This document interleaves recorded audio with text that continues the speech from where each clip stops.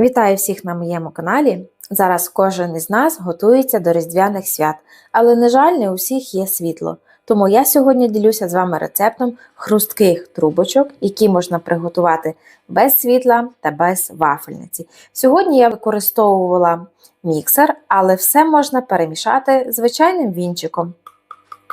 Подивіться, які вони хрусткі. Ось. Бачите?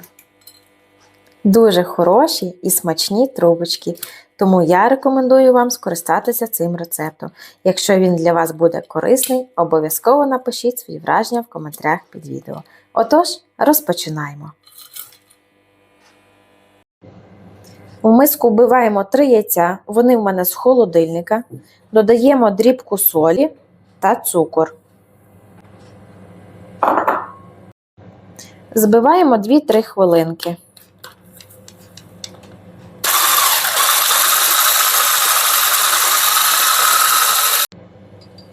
Сюди ж вливаємо розтоплений маргарин або вершкове масло. Воно має бути ледь тепле, не гаряче.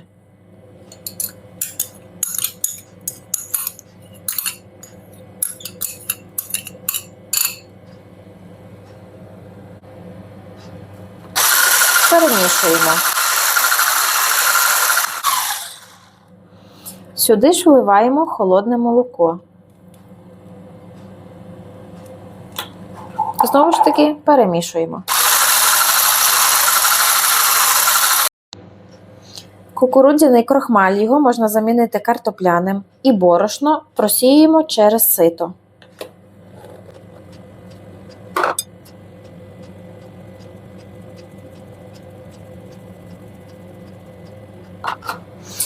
І міксером знову ж таки перемішуємо все. Це можна робити і звичайним вінчиком ручним. Трішечки перемішаю, щоб нічого не порозліталося.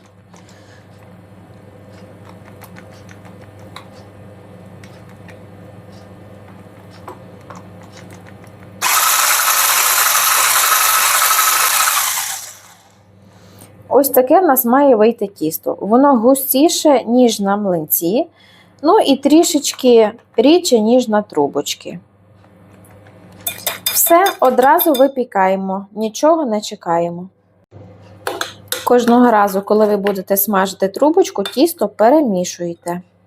Пательню нічим не змащуємо, робимо вогонь мінімальний.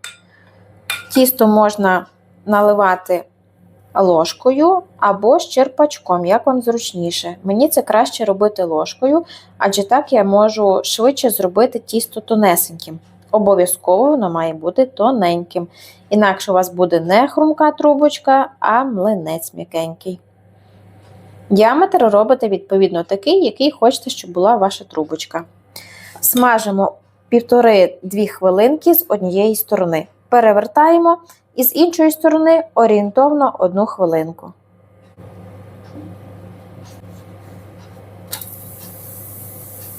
Коли перевернули, ось так трішечки притискайте.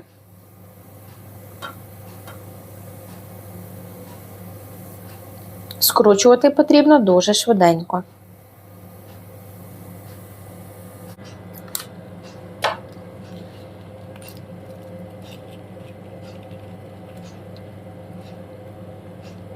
Трішки потримайте, щоб вона не розгорнулася. Пательню в цей час можете забирати з вогню, щоб вона не перегрівалася. Все, смажимо наступні. Всі трубочки посмажені. Зазвичай я це роблю на 2 пательнях, щоб було швидше. Ви зараз тільки послухайте, які вони тверденькі. Ось зараз я вам розламаю, щоб ви побачили, які вони хрусткі. Ось бачите, як все гарненько у нас вийшло.